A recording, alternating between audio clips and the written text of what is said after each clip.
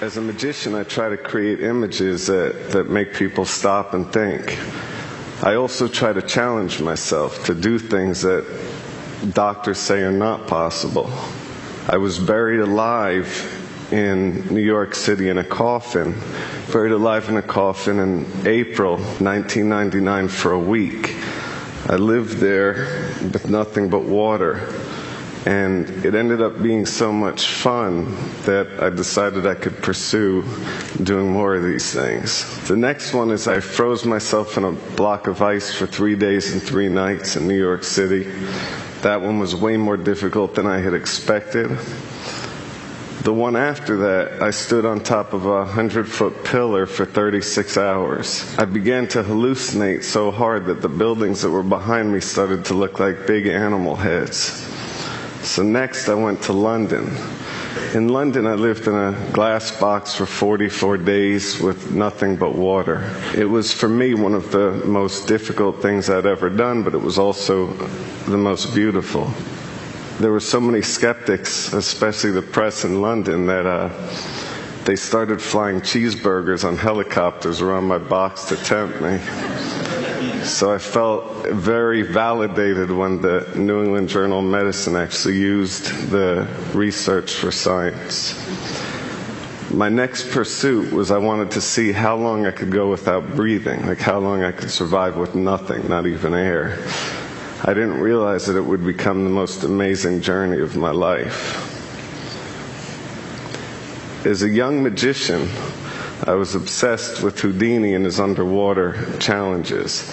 So I began early on competing against the other kids, seeing how long I could stay underwater while they went up and down to breathe, 5 times while I stayed under on one breath. By the time I was a teenager, I was able to hold my breath for 3 minutes and 30 seconds.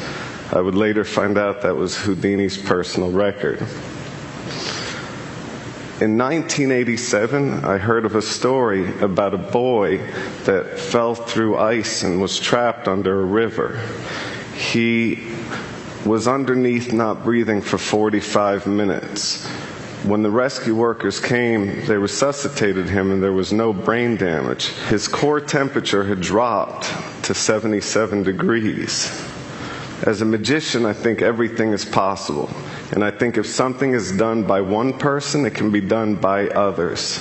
I started to think if the boy could survive without breathing for that long, there must be a way that I could do it. So I met with a top neurosurgeon, and I asked him, how long is it possible to go without breathing? Like, how long could I go without air? And he said to me that anything over 6 minutes, you have a serious risk of hypoxic brain damage. So I took that as a challenge, basically.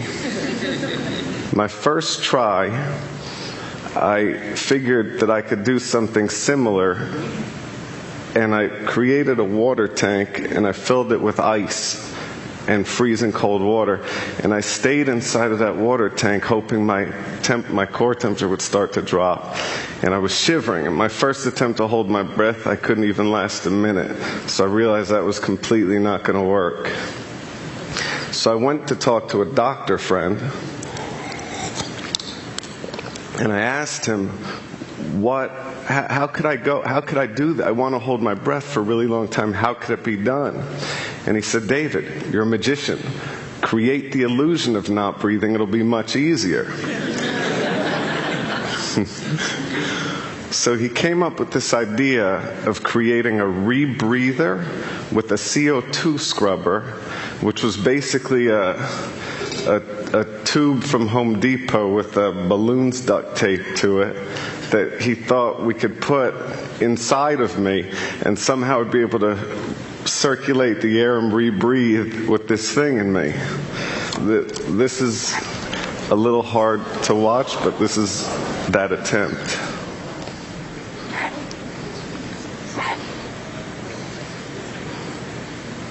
So that clearly wasn't going to work. Then I actually started thinking about liquid breathing. There's a chemical that's called perflubron, and it's so high in oxygen levels that in theory you could breathe it. So I got my hands on that chemical, filled the sink up with it, and stuck my face in the sink and tried to breathe that in, which is really impossible. It's basically like trying to breathe, as a doctor said, while having an elephant standing on your chest. So that idea disappeared. Then I started thinking, would it be possible to hook up a heart-lung bypass machine and have a surgery where it was a tube going into my artery and then appear to not breathe while they were oxygenating my blood? Which was another insane idea, obviously. Then I thought about the craziest idea of all the ideas. To actually do it. To actually try to hold my breath past the point that doctors would consider you brain dead. So I started researching into pearl divers, because they go down for 4 minutes on one breath. And when I was researching pearl divers, I found the world of free diving. It was the most amazing thing that I ever discovered, pretty much. There's many different aspects to free diving. There's depth records where people go as deep as they can, and then there's static apnea. That's holding your breath as long as you can in one place without moving. That was the one that I studied. The first thing that I learned is when you're holding your breath, you should never move at all. That wastes energy, and that depletes oxygen, and it builds up CO2 in your blood. So I learned never to move, and I learned how to slow my heart rate down. I had to remain perfectly still and just relax and think that I wasn't in my body and just control that. And then I learned how to purge. Purging is basically hyperventilating. You blow in and out. You do that, you get lightheaded, you get tingling, and you're really ridding your body of CO2. So when you hold your breath, it's infinitely easier. Then I learned that you have to take a huge breath, and you just hold and relax and never let any air out, and just hold and relax through all the pain.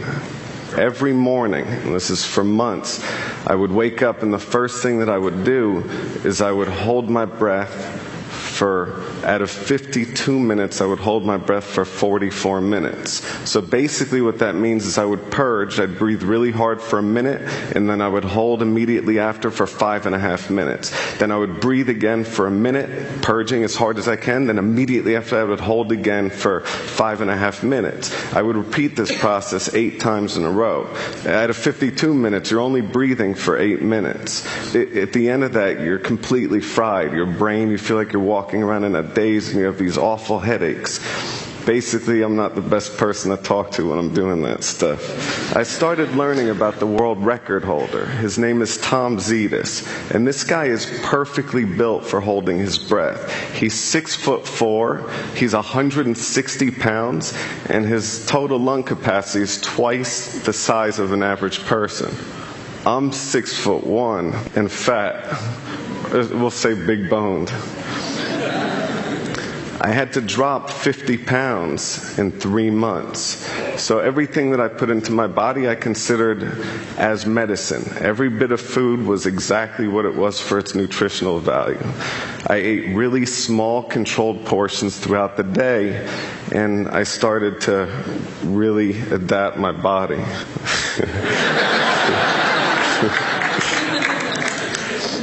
The thinner I was, the longer I was able to hold my breath, and by eating so well and training so hard, my resting heart rate dropped to 38 beats per minute, which is lower than most Olympic athletes. In 4 months of training, I was able to hold my breath for over 7 minutes. I wanted to try holding my breath everywhere. I wanted to try it in the most extreme situations to see if I could slow my heart rate down under duress. I decided that I was going to break the world record live on primetime television. The world record was 8 minutes and 58 seconds, held by Tom Zetas, that guy with the whale lungs I told you about. I assumed that I could put a water tank at Lincoln Center and If I stayed there a week not eating, I would get comfortable in that situation and I would slow my metabolism, which I was sure would help me hold my breath longer than I had been able to do it. I was completely wrong. I entered the sphere a week before the scheduled air date, and I thought everything seemed to be on track. 2 days before my big breath hold attempt for the record, the producers of my television special thought that just watching somebody holding their breath and almost drowning is too boring for television. So I had to add handcuffs while holding my breath to escape from. This was a critical mistake.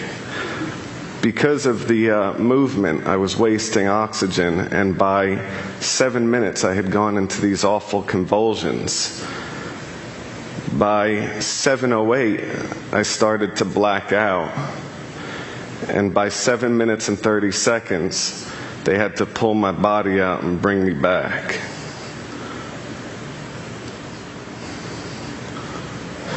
I had failed on every level. So naturally, the only way out of the slump that I could think of was I decided to call Oprah.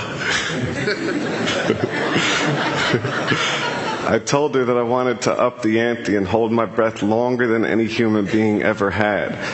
This was a different record. This is a Puro 2 static apnea record that Guinness had set the world record at 13 minutes. So basically, you breathe Puro 2 first, oxygenating your body, flushing out CO2, and you're able to hold much longer. I realized that my real competition was the beaver.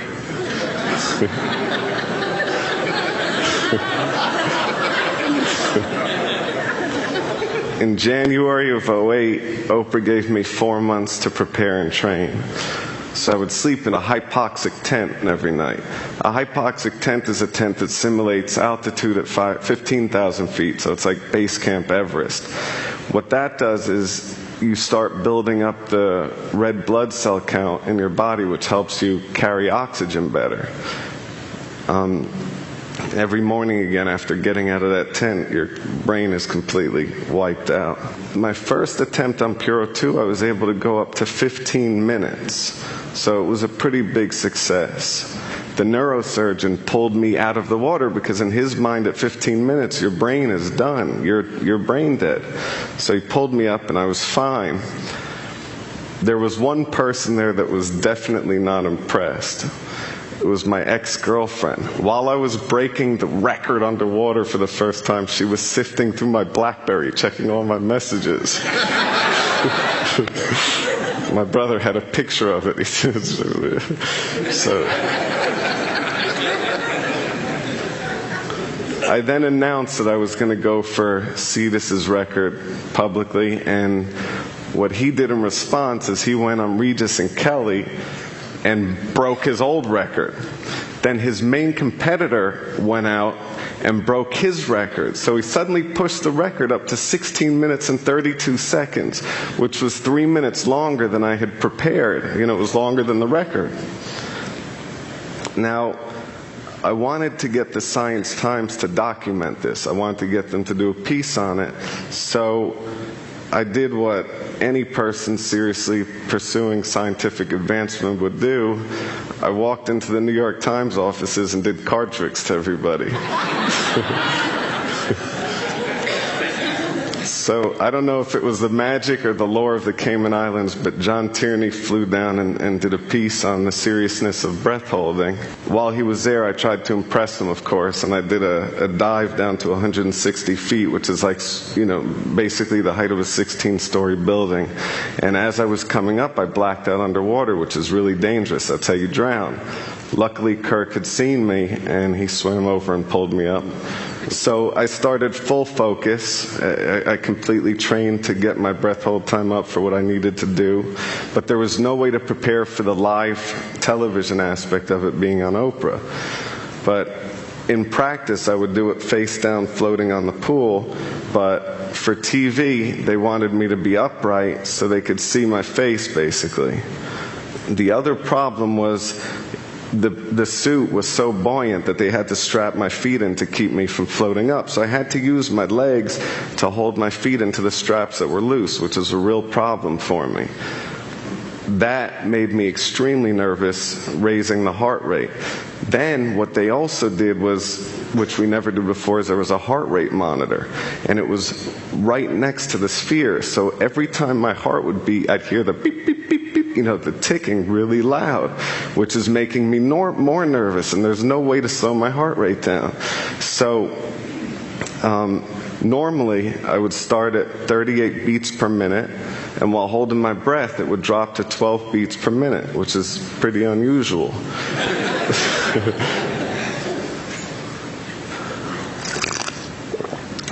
This time it started at 120 beats, and it never went down.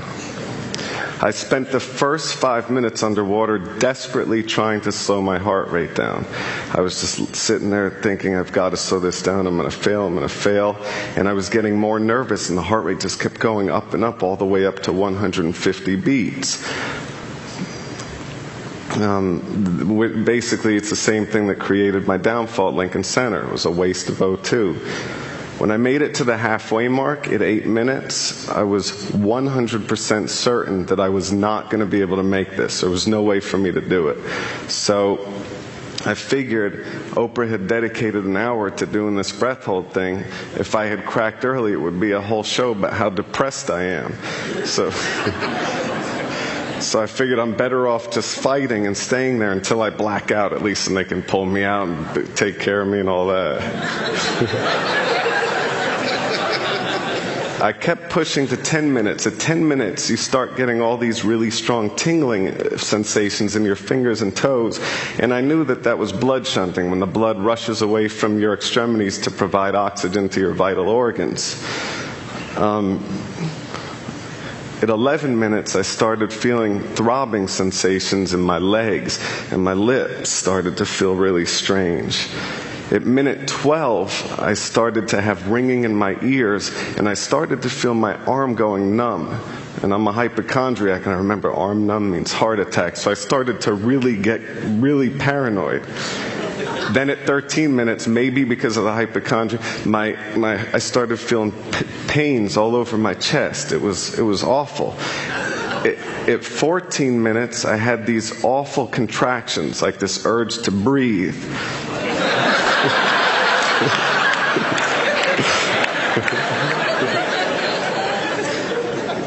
At 15 minutes, I was suffering major O2 deprivation to the heart, and I started having ischemia to the heart.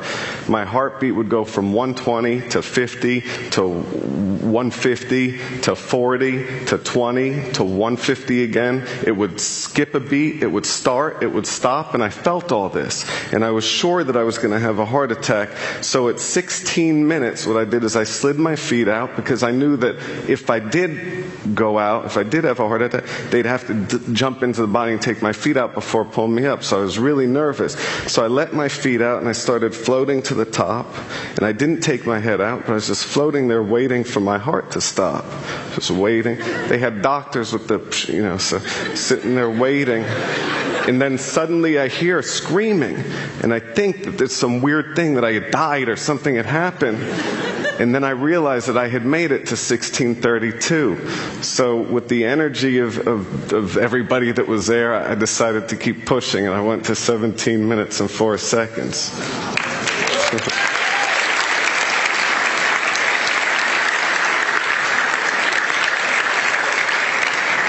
As though that wasn't enough, what I did immediately after is I went to Quest Labs and had them take every blood sample that they could to test for everything and to see where my levels were so the doctors could use it once again. I also didn't want anybody to question it. I had the world record, and I wanted to make sure it was legitimate. So I get to New York City the next day, and this kid walks up to me. I'm walking out of the Apple store. This kid walks up to me. He's like, "Yo, D." I'm like, "Yeah?"